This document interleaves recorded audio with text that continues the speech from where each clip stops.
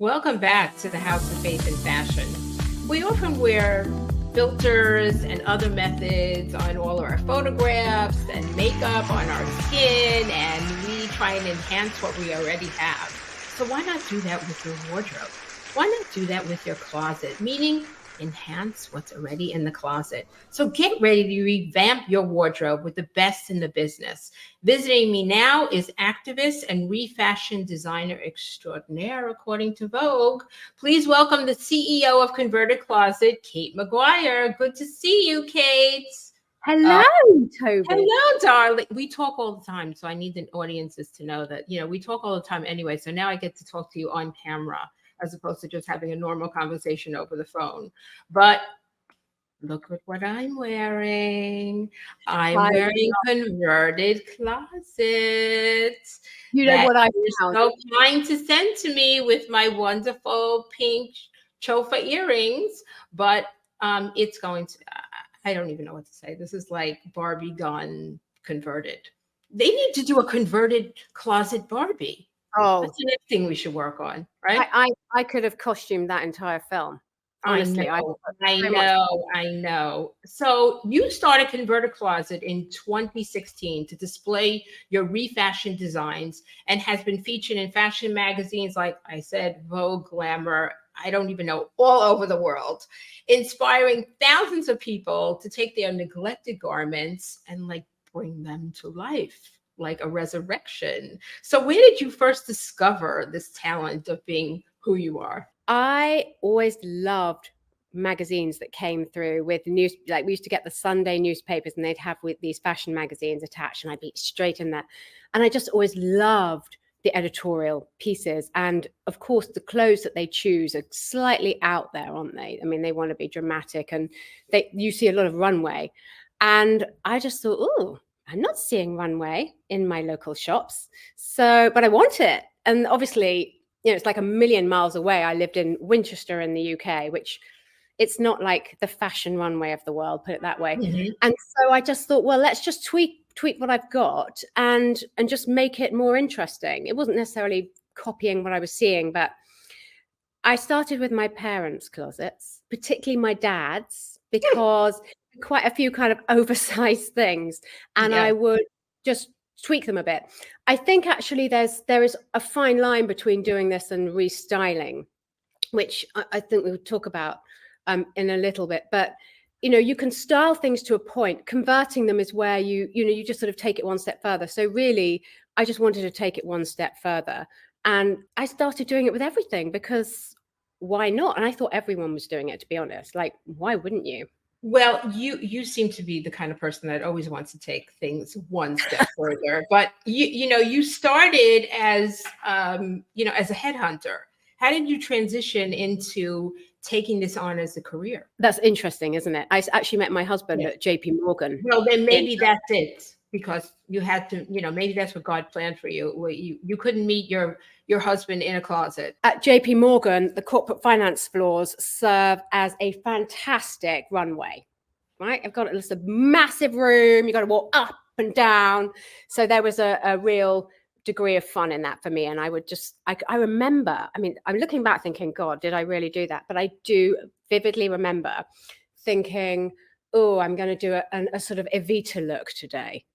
And I'd sort of scrape my hair back, had a bun and have a dark lip and I remember wearing leopard skin pony shoes.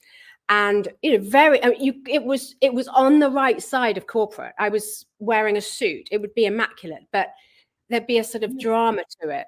Right. You push the envelope of corporate just a little bit to get noticed. And I totally understand that. I get it. So tell us really, because you started that question.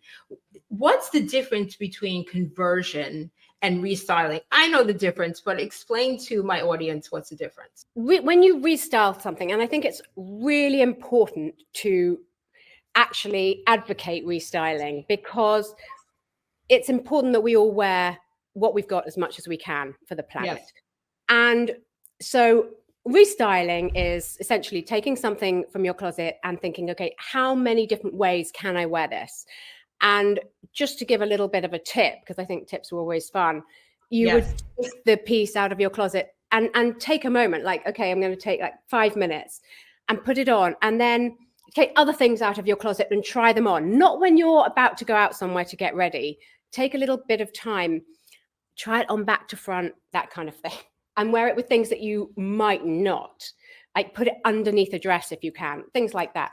So that's my way of restyling. It's not just, you know, putting a belt on something.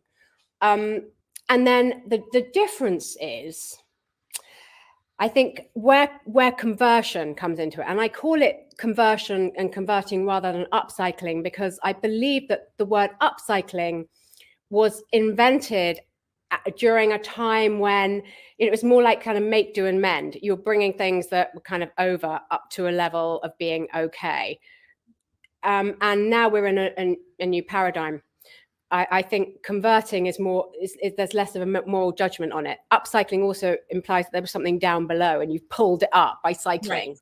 I'm just thinking of it. I actually made this, but I think it was curtains. And I have to confess, someone else created this dress in one form. And I loved the fabric deeply, but I didn't like the way it was. So I converted it into this. Some of the parts are original, but I put the sleeves in a different place, and I changed the sleeve. I put elastic in the end, but I much prefer the sleeves rolled inside out and higher up because it's more flattering relative to the rest of the dress. So that's a sort of classic styling example. If I try this on in a shop and had the sleeves down here, I'm not buying that. No. It definitely adds. First of all, it adds power to your torso. So I understand. I'm going to lead you into the next question of, speaking of global impacts, what makes closet conversions so sustainable? You know, the green conversation, the sustainability conversation is quite a difficult one because it's not a particularly happy conversation. And I am all about uplifting. But I believe that there's actually a massive amount of feel good that's hidden in that whole movement that is actually ours to capitalize on. And so you can think, oh, it's going to be boring. I can't buy as much. I have to buy less. I have to wear more. Oh, I like new stuff. But actually, I believe that there's this wonderful little feel good sort of capsule almost that comes from it, where if you do that, you feel so good about doing. You kind of have to experience it, really. It's interesting. I don't come from like a green background. I'm not like a classic eco warrior. I met people who've been doing it their whole lives. That's so not me. I came to it by accident. So what I learned along the way, and I took the time in COVID to go and study at Cambridge, and then when I came to the US, I went to Harvard because I realized, if I'm going to, this is clearly my life's mission, you know, something that I've been doing forever just because it's pure fun, now happens to be a major answer to the whole question of how we become sustainable with fashion, given that it's contributing 10%. I need to understand how exactly. And the Ellen MacArthur Foundation, if you're interested in that, it's really the guru. That they create a fantastic paper, and every year pretty much, with an update on the situation. And they have said, all the scientists, you know, they propose that you have to wear the clothes more often. So that's one thing that we can all do to help. And I'm like, well, we've got to make it interesting for people. Like, going to put the same thing on. Everybody's addicted to getting the fashion fix. And, you know, you've got to kind of go with it. You can't like try and get people unaddicted to it. It's not going to work. Let's give them something to be addicted to that's going to give them a fashion fix, but in a really clean way with that extra feel good. And I think that converting clothes is the way to do that.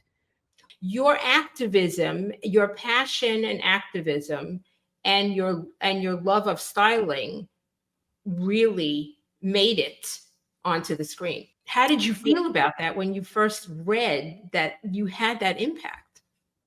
Well, I feel like it's all part of a bigger mission. I feel like we all have a gift in some way, you know, whatever. I really believe in following your bliss, and it's my bliss. And when I came to America, I moved here 4 years ago, I felt so liberated for the first time. I think it's a different environment in the UK, and in America, it really is the land of opportunity. And if people see something they like, or a person they like, or an energy, people respond to excitement here.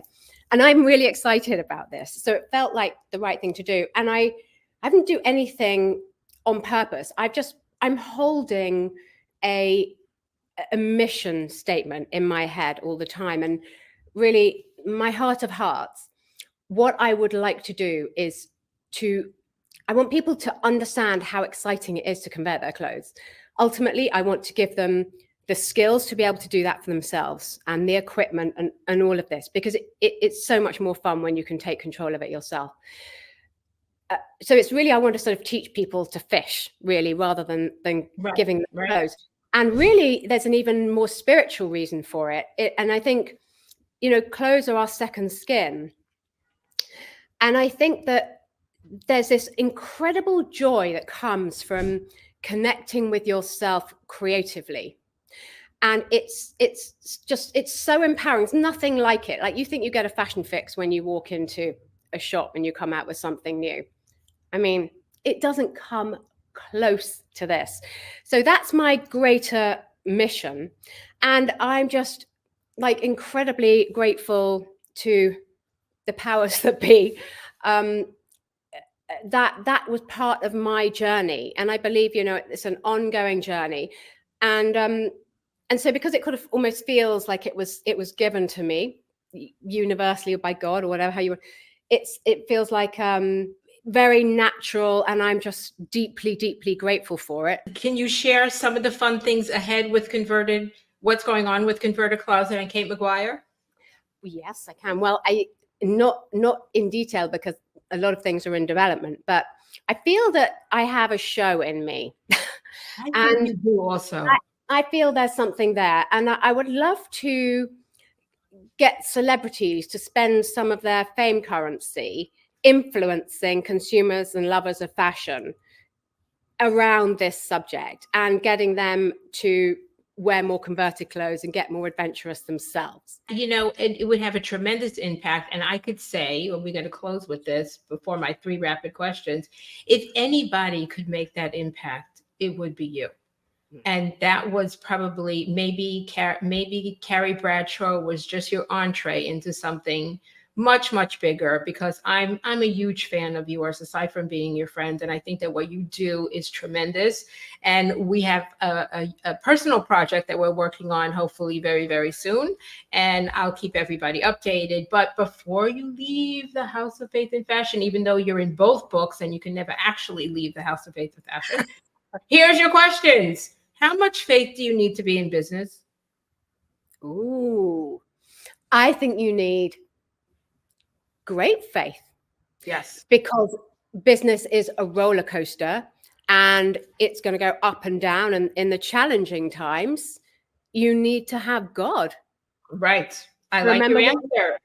So do you think your talents are God-given? Oh, completely. I mean, there's no doubt about it. I love how casual, you don't even think about the answer. But here's the next question, girl. How do you think someone should dress for being in a house of worship?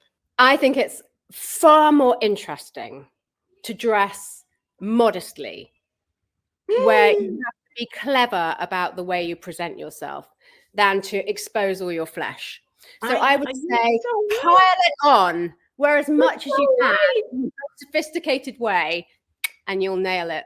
I love that answer. People don't even realize how much more stylishly clever you need to be with covering up than undoing and taking everything off, because it doesn't take a genius just to put on 3 little strings and that's it. I'm so excited that you're here with me. I mean, I couldn't have a show without you. I can't have fashion shows without you. I can't have books without you. Now I can't have a TV show without you. So you're part of my life, and that's it. So please share with the audience how they could find you, follow you, as I do.